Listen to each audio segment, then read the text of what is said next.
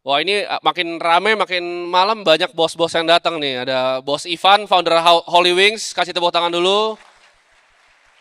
Ada bos Thomas juga, kasih tepuk tangan. Minum dulu.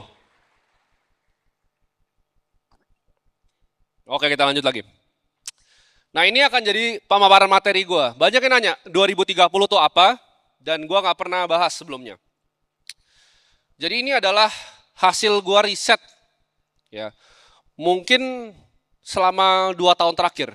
Jadi yang gue pikirin adalah ketika COVID, kalian mungkin banyak yang ingat cerita gue itu tukar rupiah ke Swiss franc dalam jumlah yang besar dan gue beli Bank BRI waktu 2100. Gue selalu melihat krisis itu sebagai kesempatan. Di mana ada krisis, di situ justru tangga untuk gue naik. Kalau tidak ada COVID, Timothy tidak akan berdiri di sini sekarang. Akademi kripto ini nggak akan pernah ada kalau tidak terjadi COVID. Itu krisis global secara pandemi, tapi bukan secara ekonomi. Kenapa? Karena Federal Reserve ya dan bank sentral, gue nggak sebut ya di mana ya, itu semuanya cetak uang rame-rame di jumlah yang kalian nggak bayangin. Jadi ekonomi yang sekarang ini kesannya stabil, itu palsu. Kita akan mulai ke slide yang pertama. Oke, ada yang pernah lihat foto ini nggak? Ada yang tahu orangnya siapa? Nggak ada yang pernah lihat? Angkat tangan deh, yang tahu orangnya siapa? Sedikit, ya. Ini adalah Klaus Schwab, pendiri dari World Economic Forum. Ini famous phrase yang akhirnya kena backlash yang luar biasa. Jadi gue akan gambarin sedikit ya, World Economic Forum itu apa. Itu adalah sebuah forum diskusi. Dulu namanya bukan WEF, kalian bisa searching sendiri, European Management Forum namanya. Lalu diganti oleh Klaus Schwab. Beliau ini orang yang punya kehausan terhadap kuasa. Jadi yang beliau lakukan adalah ngumpulin orang-orang paling berpengaruh di dunia.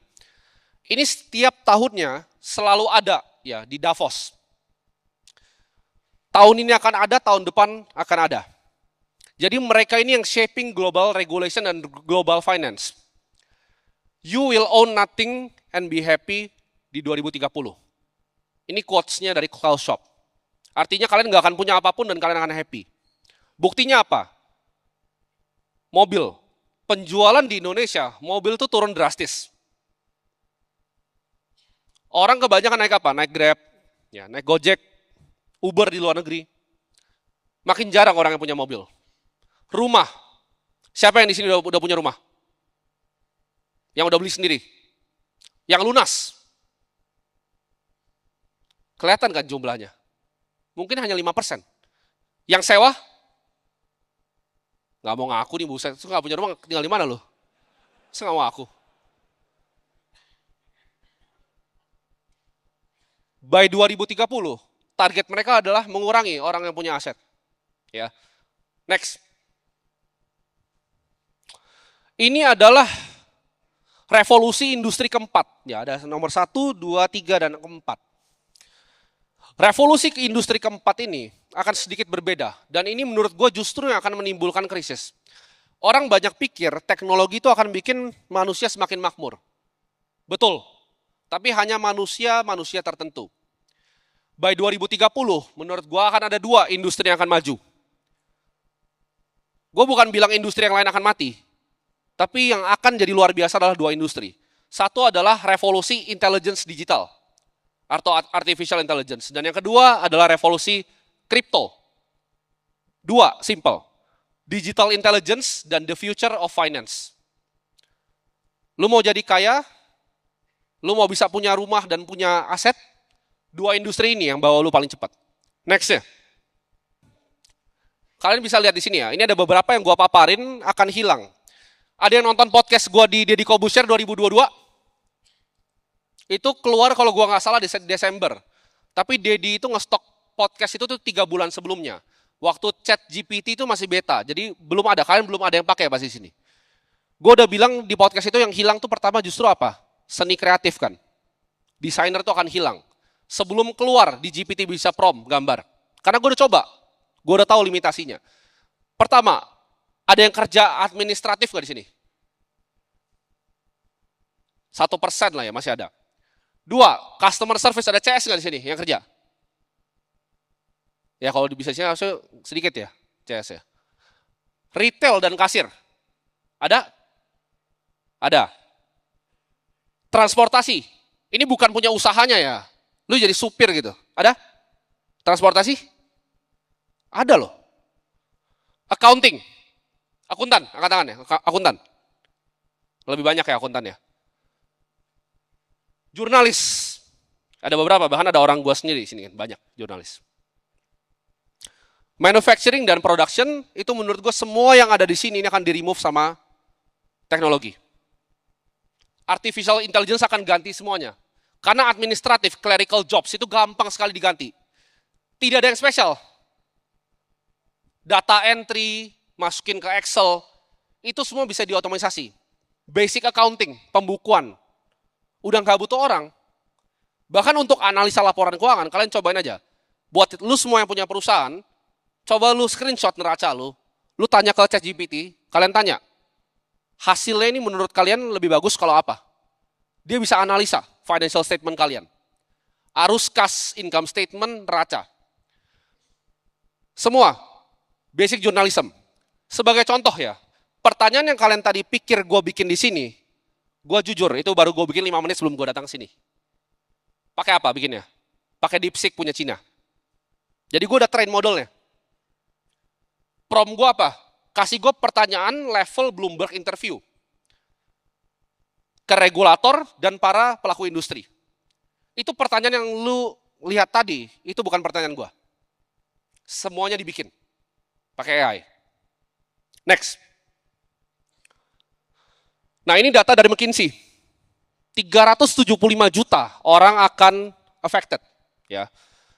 Jadi ini akan jadi perubahan okupansi terbesar dalam sejarah manusia. Ini gue selalu bilang, zaman dulu, ya, zaman dulu itu kalau kalian adalah seorang budak, ini kan sejarah selalu berurang ya.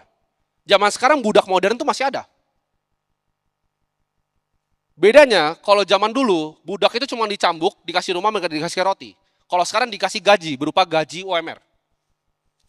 Tapi ke depannya, ketika teknologi udah bisa surpass itu, teknologi udah bisa menggantikan itu, fungsinya apa lagi? Tidak ada. Dan ini akan sebentar lagi. Ini data dari McKinsey. Next. Kalian lihat. Ini adalah nomor 1, 2, 3, 4, 5, 6, dan 7. Emas, Apple, Microsoft, Nvidia, Alphabet, Amazon, dan Bitcoin. Apa yang 7 aset paling besar di dunia ini have in common? Perfect money, digital intelligence, that's it. Ya. Kita dari nomor 1, gold. Gold itu apa? Aset apa? Orang kan banyak bilang itu adalah uangnya Tuhan, God's money. Gold itu udah ada jauh sebelum kita ada di sini. Sebelum kalian semua duduk sini, gold itu udah ada jauh. Ya. Itu adalah orang anggap sebagai uang yang sebenarnya. Karena bank sentral di semua dunia itu reserve-nya cuma 3 yang besar. USD, Euro, dan Gold. Dan Gold ini akan terus thriving. Nanti kita akan bahas Gold ke depannya ya. Next ya Apple. Apple ini pasti akan dia. Kalian nonton semua earnings call-nya. Gue udah nonton semua. Gue baca semua corporate presentation-nya. Semua arahnya cuma ke satu, AI. Microsoft. Microsoft ini lagi gila banget ke AI. 30% dari revenue Microsoft itu ada di software-nya. 30% itu di cloud, dan sisanya dia akan push ke AI. Nvidia, gue udah gak usah jelasin, kalian tahu semua, Nvidia temanya apa. It's all AI. Chip paling barunya segala macam. Alphabet, sama. AI juga arahnya. Amazon, kalian kira paling besar retailnya? Bukan, AWS yang paling besar. Amazon Web Services, sama. Nonton earnings call-nya. Arahnya semua ke AI, dan nomor 7 Bitcoin. Banyak orang belum sadar, banyak yang bilang, oh Bitcoin itu scam. Tapi Bitcoin itu buktinya, ini adalah aset paling resilient. Kalau sekarang sih udah turun sedikit ya, bukan 1,9 T. 1,8 sekian T market cap-nya. Dan gue akan jelasin kenapa ini kecil sekali. Ada yang ngerasa Bitcoin mahal nggak? Oh nggak ada. Ada yang nggak punya Bitcoin nggak di portofolionya? Ada, satu, pendekar. Kalian coba lihat chart ini baik-baik. Bitcoin 1,9 T. Amazon 2,4 T. Bitcoin itu cuma satu perusahaan di US. Murah nggak? Kalian ada yang tahu nggak listed US itu berapa? Ada yang tahu? Angkanya semua gabungan 50.000. Kalian lihat deh, Apple tuh 3,5 T, Microsoft 3 T, Nvidia 2,94 T. Bitcoin tuh kayak cuman satu. Bahkan ETF, ya, lu gabungin Vanguard punya total stock market index sama Vanguard S&P 500, itu lebih besar market cap-nya dibanding Bitcoin. Jadi yang bilang Bitcoin sekarang udah mahal, itu kurang pinter. Next. Nah, dunia akan berubah. Ada yang lihat foto ini nggak? Ada yang pernah lihat foto ini? Ini waktu Donald Trump maju. Ya. Mark Zuckerberg, ini dia lagi ngelirik kemana nih, kalian tahu kan? Ya. Jeff Bezos, Sundar Pichai, dan Elon Musk. Zaman dulu orang-orang paling kaya itu siapa? Andrew Carnegie, Rockefeller, oil. Zaman sekarang udah bukan seperti itu. Ini adalah kedepannya teknokrat ini akan menguasai dunia. Yang kuasain teknologi akan kuasain dunia. Yang kuasain teknologi terdepan akan yang kuasain dunia. Next. Nah, ini apa yang akan terjadi ke General Masses? Kalian lihat tempat ini bagus kan sekarang, tapi ini nggak jauh dari kalian, ini di Jakarta. Rata-rata pekerjaan seperti ini apa? ART, supir, clerical jobs, mentok, retail, kasir, ngantar-ngantar makanan, Haiti aja udah pakai robot sekarang. Apa yang akan terjadi ke General Masses? Ke 10% yang tadi McKinsey datanya hilang. Kalau udah nggak dibutuhin lagi. Buruh itu zaman sekarang bisa demo. Lu punya pabrik 1.000 orang, dia demo, lu pusing. Nggak produktif lagi pabrik lu. Nextnya, punya duit nih, capex hajar bikin robot. Apa yang terjadi ketika buruh udah nggak dibutuhin? Nggak ada tempatnya lagi di society. Next. Nah, gue percaya ini, ya, gue penggila sejarah. Lo tanya gue semua yang terjadi dari tahun 1000 mungkin sampai sekarang gue hafal semua. Setiap century hal besar apa yang terjadi. 1741 apa yang terjadi. 1800 itu gue pelajarin secara detail. Kenapa? Karena gue percaya sejarah itu selalu berulang. 1930 yang terjadi adalah Great Depression. Itu momen sebelum pencetakan uang gila-gilanya. Dan gue percaya di 2030 ini akan ada hal similar yang terjadi. Kenapa? 2008 adalah krisis, tapi itu di bail out oleh bank sentral lumayan bagus. 2020, COVID. Yang mereka harus lakukan apa? Mereka pump up fiskal ekonomi. Mereka bikin dolar itu banyak sekali, nanti gue akan tunjukin chartnya. 42,5% sirkulasi dolar itu dicetak tahun 2020 kemarin. Ya, dan itu data. Ketika hal ini berulang lagi, gue percaya akan ada Great Depression part 2. Great Depression itu nggak sebentar. Kalian silakan cari sendiri berapa lama. Buktinya apa? Mari kita bahas data, fakta, dan angka. Next. Kalian ada yang ngerasa nggak? Di sekarang ini, walaupun katanya udah nggak krisis, daya beli masyarakat lemah. Buktinya apa? Penjualan auto. Gue selalu bilang ke teman-teman gue yang beli-beli saham otomotif dan lain-lain. Itu pasti jatuh ke tanah. Kenapa? Karena masyarakatnya nggak ada daya beli lagi sekarang. Ya, ini datanya, ya, interest rate dan quantitative easing. 1930. Risetnya gue dapat dari mana ini? Bridgewater Associates, hedge fund terbesar di dunia. Lihat kemiripannya ketika 2020. Identikal nggak? Identikal. Jadi apa yang mereka kerjakan dulu? Perhatiin, ketika monetary base, persen ke GDP-nya naik, itu terjadi krisis yang luar biasa. Mereka itu ngerampok lu, bukan dengan perpajakan. US itu ngerampok orangnya, bukan dengan IRS pajakin mereka. Tapi dengan Federal Reserve cetak uang dan banjirin marketnya. Itu adalah format dari pencurian yang baru. Lihat, nggak bisa makan orang. 1930, itu panjang sekali, makanya namanya Great Depression. Nanti ketika Great Depression terjadi, part 2, dan masyarakat yang gue bilang tadi, yang di bawah 10% itu yang dipindahkan, nggak dibutuhkan lagi. Lu kan lihat kekacauan yang luar biasa. Next. Nah ini dia yang gue bilang tadi. Purchasing power dari $1 sejak 1635. Gue bilang, gue selalu belajar dari sejarah. Kalian kan banyak yang, di sini ada yang ngerti analisa teknikal? Beberapa ya. Perhatikan apa yang terjadi di 1971. Apa yang terjadi? Chartnya landai tiba-tiba. Chartnya bergerigi sebelumnya. Ya. 1971 Nixon cabut dari emas, dia landai. Jadi dolar itu baru devaluasi gila-gilaan, bukan justru dari 1635, tapi 1971. Dan ini akan sampai ke ujungnya. Next. Nah, ini adalah M2 money supply. Buat yang nggak ngerti, itu uang yang beredar di masyarakat. Kalian lihat, ini data terbaru. Nambahnya eksponensial nggak? Jadi lu kalau punya kenaikan gaji 20%, ini di US ya gue ngomong, bukan di sini. Tapi gampangnya gini, yang terjadi di US lu kali 2 di sini. Kalau gue ngomong inflasi di US itu 7%, lu kali 2 di sini.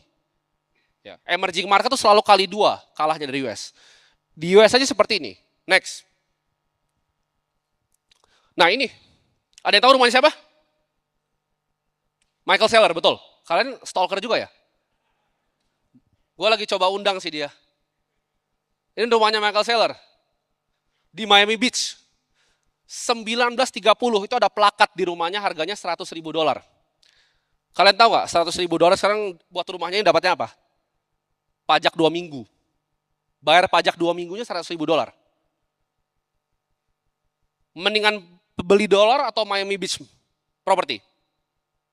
Property. Ya. Karena nggak bisa dibikin lagi, itu ada yachtnya Saylor tuh di bawah tuh. Next. Apa yang terjadi di emerging market currency? Itu kan pertanyaan kalian. Karena kita bukan US. US aja udah mampus, apalagi kita. Ya, kita emerging market. Ini peso Argentina. Ada yang datang di sini nggak? Coba angkat tangan yang datang di sini. Oh, banyak pendekar gue dari 2 tahun lalu. Ini gue bohong-bohong atau beneran? Gue bikin ini waktu itu. 232. Ini udah tinggi banget loh tuh. Gue prediksi di sini, gue ngomong Argentina peso akan ke 1.000. Kenapa? Karena gue udah hitung kuantitatif easingnya. Dan betul, dia sampai ke 1.000. Sekarang pertanyaannya, lu orang Argentina, apa yang lu mau beli? Saham Argentina kah? Apa yang lu mau beli? Dolar? Dolar pun lebih bagus karena naik 4 kali, 5 kali naiknya. Apa yang lu bisa beli? Perusahaan kah di Argentina? Coba lu bikin kayak klub malam kayak Holy Wings di Argentina. Lu bisa kejar inflasinya. Mati. Ya. Lu kalau jadi orang Argentina tidak ada yang bisa lu lakukan kecuali beli emas, beli dolar dan beli Bitcoin. Cuma 3 jawabannya. Next. Nah, ini akan terjadi. Ya, ini balik lagi sejarah. 1930 apa yang terjadi? Confiscation, emasnya dicolong. Lu punya emas di rumah, digeruduk, diminta. Karena itu form dari perfect money. Ini pesawat-pesawat kecil ini adalah gambar capital, uang lu. Ya. Ketika uang dari currency yang lebih lemah, kayak Argentina, gue contohnya Argentina aja ya biar aman ya. Argentina peso, dia mau keluar ke dolar, dolar tuh black market di sana, ada yang tahu nggak? Lu beli dolar sebelum zamannya Javier Milei itu sama dengan lu beli narkoba di sana. Ditangkapnya sama. Kenapa? Ini akan ada batas, capital flight itu akan dihantam.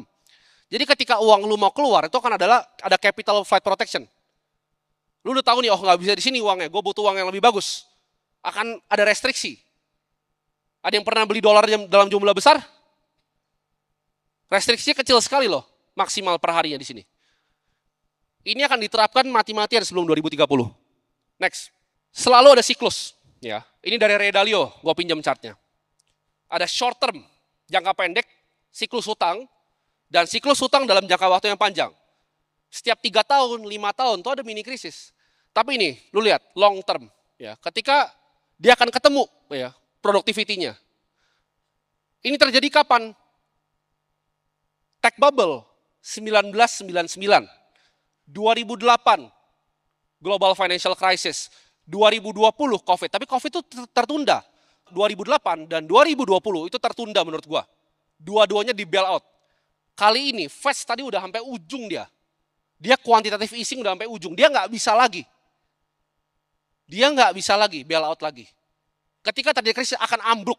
Ya. Dan lu akan lihat siklusnya ketika empire rise and fall. Kapan jatuhnya kerajaan? Next. Ini dia, ya. Selalu terjadi seperti ini. Kedamaian, Amerika menang karena dia menang semua perang. Militernya paling kuat, World War I, World War II, menang. Takut lawan Amerika, damai. Financial bubble and big wealth gap, 2008 terjadi, ya. Financial bust dan economic downturn, 2008-2020. Printing money and credit sekarang. Revolusi and wars, sekarang, bentar lagi. Debt and political restructuring, soon 2028. Dan New World Order yang baru akan terjadi. Ada yang bisa tebak kira-kira kemana negaranya? Ketika gembor-gembor AI, itu narasi yang dipakai sama US, Cina cuma keluarin satu, DeepSeek nih yang kecil. Nah, itu peluru kecilnya. Masih banyak peluru yang Cina punya. Next. Ada yang tahu mobil BYD? Kalian tahu nggak total market share dari global EV sales mereka berapa persen dari mobil di dunia? Ada yang tahu? Any idea? Gambarannya Tesla tuh 13,7%. BYD itu 22% semua mobil yang ada di dunia. Kalian cek Google sekarang. Nggak sadar kan kalian? 5 tahun lagi, itu lo nggak bakal lihat Toyota, itu nggak bakal ada. Itu semua akan dikuasai sama BYD. Bro Gabriel Ray ini punya SF90XX nih, salah satu paling cepat. Ya. Tapi XX-nya dia lawan BYD yang baru, Yangwang, kalah cepat bro. Harganya 20 kali ke bawah. Gue pas lihat itu BYD, gue kaget itu. Wah gue beli Sena buat apa ini? Kenceng banget gitu, lewatin kayak God gitu, dia bisa lewatin God gitu. Sena gue baru keluar parkirannya udah nabrak gitu. Cina kan revolusi semuanya. Ya, next.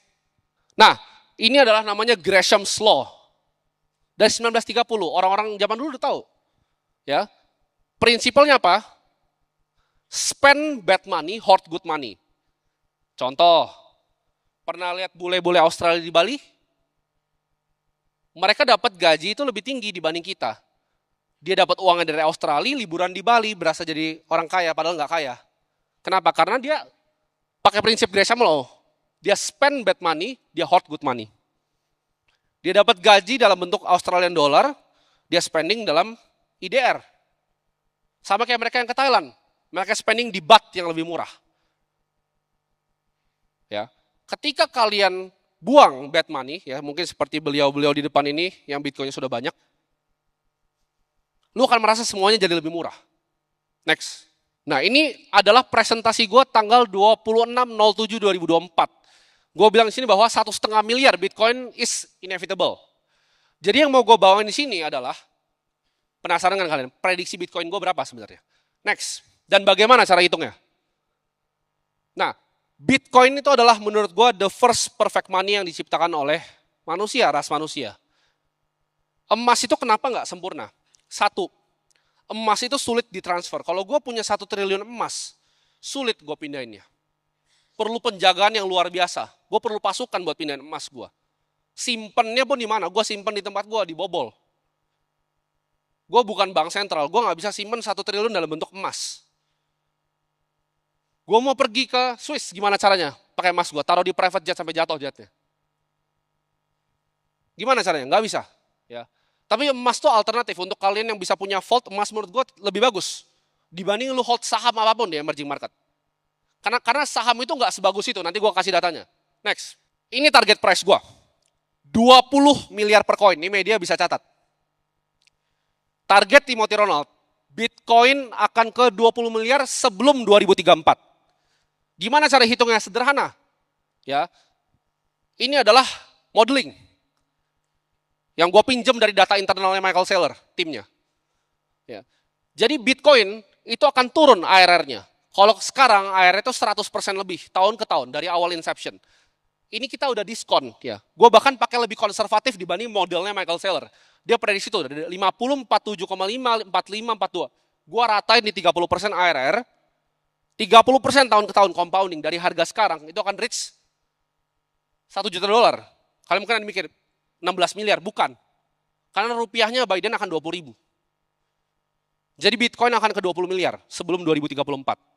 Jadi mahal atau murah sekarang?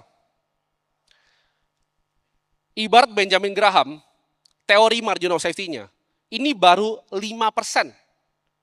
Lu punya margin of safety 95. Jadi ada yang panik, Bitcoin naik 105, turun 98, gue harus ngapain? Jawabannya apa? Beli lagi. Lu mau kasih gue 120, 105, 95, 70, gue peduli setan, karena target gue jauh banget. Ya, next. Ini historical Bitcoin. Bitcoin adalah aset terbaik di muka bumi ini, ya. Real. Dari semua matrix, ya. 3 matrix pertama, modern portfolio theory. Historical ARR 104%, Sharpe ratio di 0,83. Makin dekat ke 1 makin bagus. Dan dia standar deviasi di 153%. Jadi kalau orang bilang Bitcoin itu volatil, Sharpe ratio-nya itu 0,83. Ini bagus sekali. Lu cari portfolio yang bisa reach ini. Sharpe ratio adalah risk adjusted return. Di finance kita nggak cuma nyari return, tapi kita cari risk adjusted return. Next. Nah ini dia. Ini data dari McKinsey juga. Global wealth akan diprediksi ke 1.000 triliun. Maksudnya global wealth itu apa? Semua properti, semua saham, semua tanah yang lu pernah lihat, harta di dunia ini akan diprediksi 1.000 triliun. Next. Nah ini prediksinya Halvini. Kalau Bro Kakak personal, Bro Kakak pernah bilang ke gue, menurut dia Satoshi adalah Halvini. Menurut dia. Gue juga kayaknya berpikir demikian. Orangnya udah nggak ada, orangnya udah meninggal. Halvini udah prediksi, ini tahun 2009, ya baca nih. Bitcoin itu value-nya 10 juta dolar. 2009 tuh Bitcoin belum menjadi apa-apa. Dia cuma valuasi sederhana, ya. Dia estimasi 100 triliun US dollar ke 300 triliun global wealth. Tapi McKinsey tadi bilang, karena ini 2009, udah meninggal juga orangnya. McKinsey prediksi akan ke 1.000 triliun. Jadi kalau kita pakai proyeksi Halvini lebih jauh lagi. Kira-kira berarti harusnya di sekitar 25 sampai 35 juta dolar. 3 Bitcoin is all you ever need. Buat lo orang-orang kaya yang duduk di sini, beli 3 sekarang, you're set for life. Karena minimal, menurut gua 3 koin itu akan bring lu 60 M. Next. Nah ini adalah market cap prediction. Ini model valuasi dari Bitcoin, gold, art, equity, real estate, dan bonds. Simpelnya ya, prediksi paling sederhana gua, Bitcoin akan ke market cap di 20 triliun US dollar. Sekarang berapa market cap-nya? 1,8 T. Jadi dia mau ke 3 T, 4T, 5T itu masih murah, karena lo harus bandingin sama saham. 1,9 T, itu cuma kayak Visa ditambah sama satu saham yang kecil. Terlalu kecil, pool of money yang masuk ke Bitcoin itu terlalu kecil. Belum dilirik sama dunia. Orang bilang institusi udah masuk. Bitcoin itu cuma satu saham di US. Next. Dari 1.000 triliun dari kekayaan, prediksi Michael Saylor ini akan seperti ini gambarannya. Real estate akan segitu, 2045 ya. Dari 2030 1.000 triliun, ini prediksinya. Aset kelas.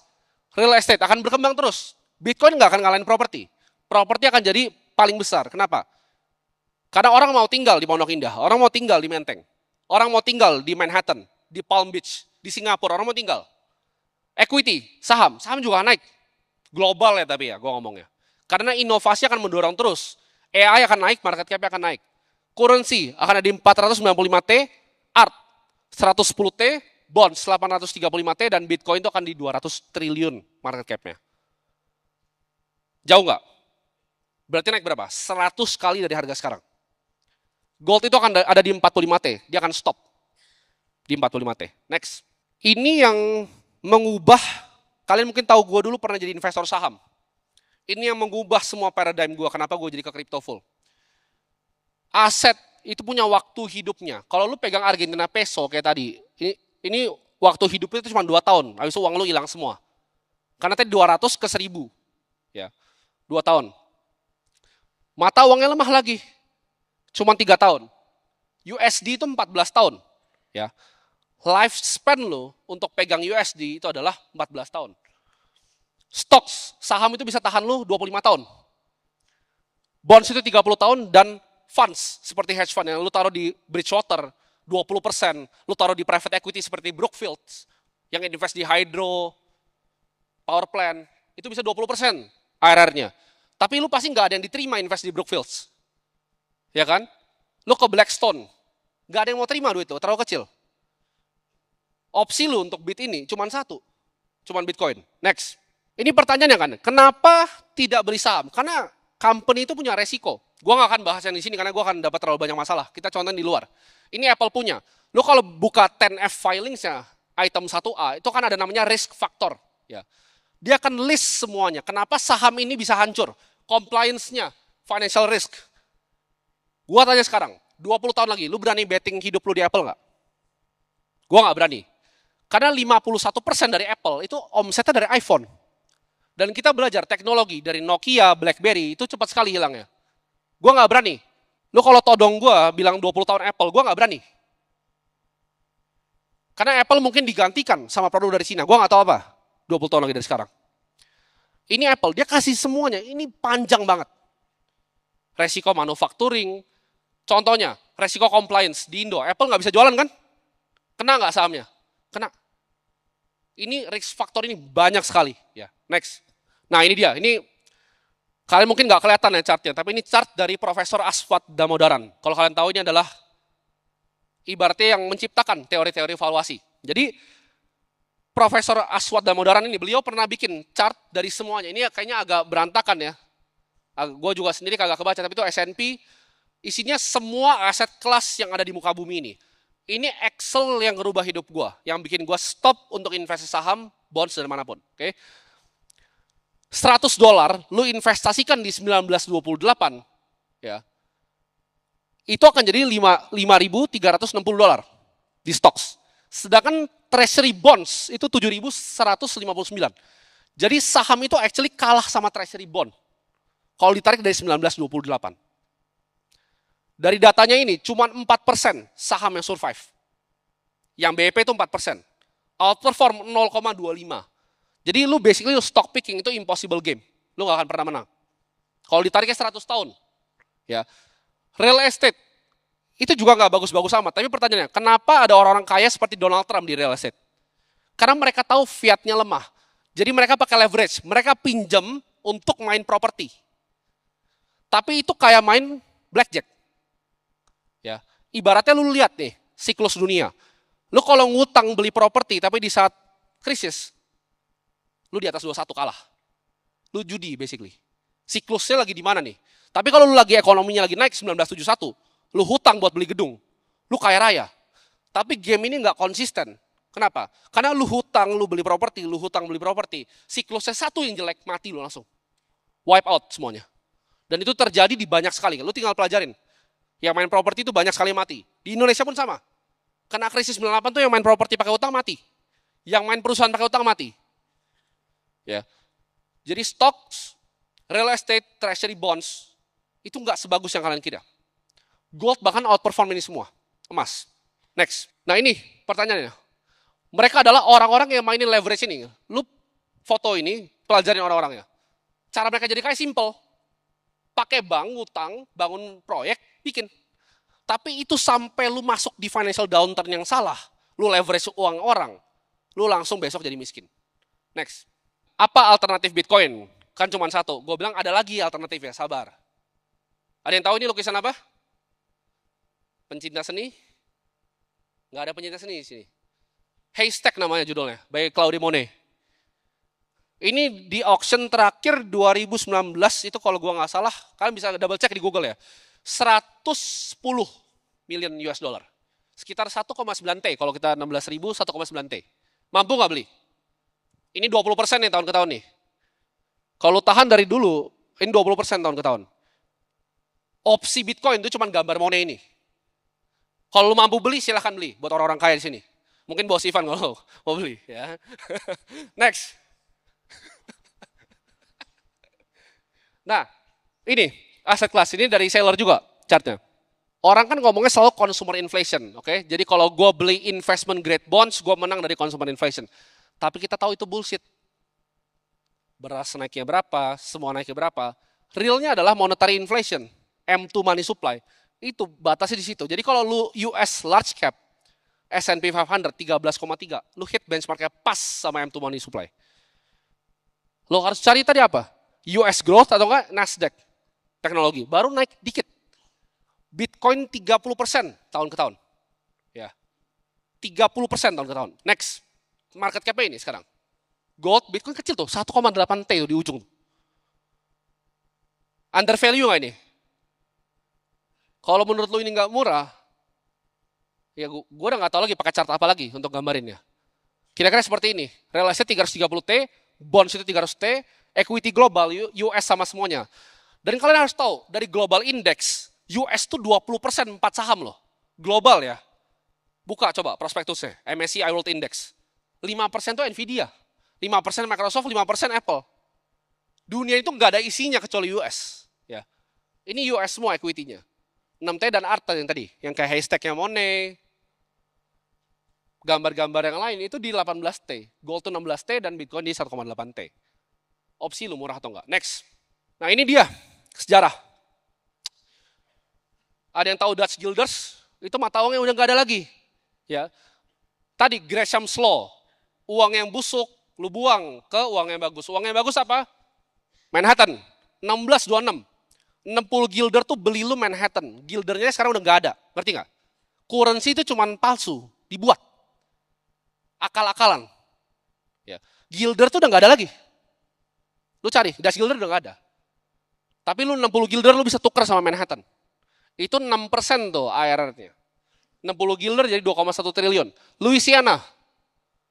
Harganya 15 juta dolar. Ada nggak yang mau beli Louisiana 15 juta dolar? Sejauh itu, currency itu devaluasi.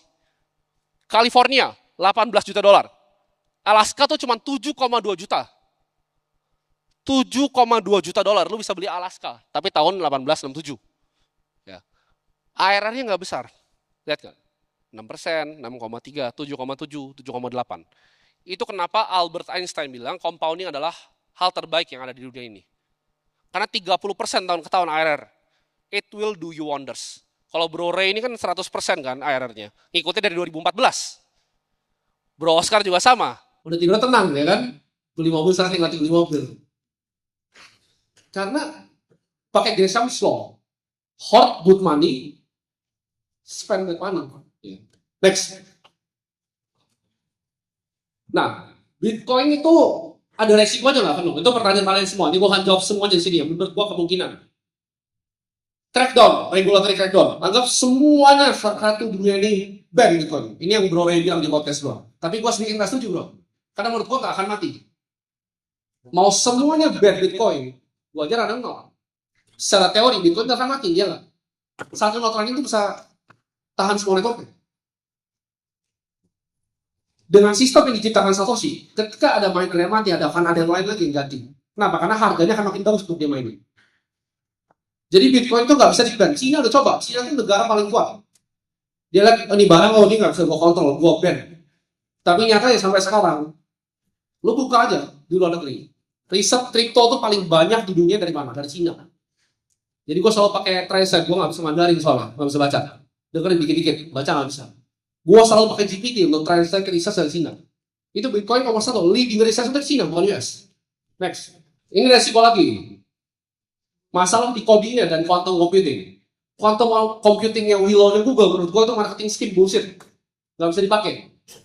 115 scheme bisa buat apa? Solve very specific problem. Fake. Google belum menemukan quantum computer. Kenapa? Kalau Google sampai nemuin quantum computer, itu satu divisi tech-nya bakal meledak kepala. Kenapa? Karena Google-nya akan dihack sendiri sama quantum computer dia sendiri. Mana mungkin dia jual senjata dan gitu. Fake, itu marketing scheme. Nggak ada. Ya. Sampai ada pun, Bitcoin ini didiran open source. Banyak miskonsepsi Satoshi yang coding. Salah besar. Satoshi cuma ciptakan dan bantu guide. Yang coding itu adalah kumpulan programmer. Ini open source. Menurut lo kumpulan program itu bodoh gitu. Dia akan biarin, dia nggak akan hard fork ini ketika terjadi. Bitcoin akan selalu dijaga sama mereka semua. Next. Nah, ada yang bilang, gimana kalau ada teknologi yang lebih baru? Ini tesisnya Ray Dalio by the way. Gue bantah tapi. Ada yang tahu nggak ini koin apa? Fact coin, YB coin, Emmer coin, Bytecoin, VPN coin. Ada yang tahu? Ada yang ingat nggak? Ada yang pernah ingat nggak? Ini kayaknya nggak lama nih. Kalau gue nggak salah tahun 2015 ini awal-awal gue main kripto. 2015 ini Februari. Ya. Yang ada masih cuma Monero, ya kan? Altcoin, Ruby Coin, Tai Coin, banyak banget. Sampah semuanya menurut gua. Gak pernah ada yang bisa gantiin. Kalian tahu gak koin ada berapa? 10 juta lebih. Tapi gak ada yang ngalahin Bitcoin. Lu dikasih 30% ARR, lu bahkan mikir hal lain, itu udah kebodohan luar biasa menurut gua. Karena tadi Manhattan tuh cuma 6% loh ARR-nya, ini 30. Ya. Dan lu lupa sama semua ini. Jadi kalau ada yang bilang bakal ada kripto yang lebih canggih dari Bitcoin. Kalau ada misalnya exchange owner ya yang di luar negeri ngomong lebih bagus Solana dibanding Bitcoin, pasti exchange meledak, FTX. Perhatiin deh, yang keluar dari mulutnya yang bukan Bitcoin ya. CZ gue tahu, dia cuma pegang Bitcoin. Yang punya Bybit gue juga tahu dia cuma pegang Bitcoin. Semua yang lu lihat top 5 yang bikin Kraken itu cuma pegang Bitcoin. Kenapa? Kenapa jualin barang tapi cuma pegang Bitcoin? Coba tanya Bro Ray, paling besar apa? Bitcoin. Itu rahasia udah dibuka loh depan kalian, sulapnya itu. Ini nih, tai. Coba lu screenshot sekarang coin market cap, pegang omongan gua 2030. Akan jadi tai semua lagi. Persis kayak gini. Ya. Next, 1 jam lu belajar Bitcoin, lu akan bilang Bitcoin itu scam. 10 jam, lu akan coba untuk beli. Penasaran. 100 jam, lu akan invest 50% aset lu. Lu mulai mengerti 100 jam. 1000 jam lu all in kayak gua. Percaya gak? Gua 1 jam lihat Bitcoin, scam. Semua orang begitu. Lu belajar 10 jam, lu akan coba dikit-dikit beli. Udah beli belum, Van? Oh, udah. 100 jam, 50%. Tapi kalau 1000 jam, lu akan all in. Beli Bitcoin, sekian terima kasih. Gua akan sambut Bro Kakak untuk bawakan materi nextnya.